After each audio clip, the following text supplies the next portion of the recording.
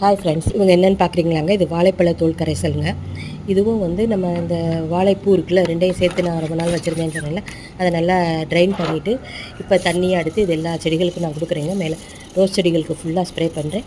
மிச்சம் இருந்தால் எல்லா செடிகளுக்கும் ஸ்ப்ரே பண்ணி விட்டுருவேங்க. எவ்வளோ அழகாக இருக்காங்க பாருங்கள் ரோஸ் செடிகள். அவங்க துளிர் விட ஆரம்பிக்கிறப்ப நம்ம இந்த ஸ்ப்ரே கொடுத்தோம்னா இவங்க வந்து நல்லா நிறைய துளிர்கள் விட்டு மொட்டுக்கள் வந்து நம்மளுக்கு தரமான மொட்டுக்களாக கிடைப்பாங்க. பூக்களுமே நல்லா பெரிய பெரிய பூக்களாக பூப்பாங்கங்க.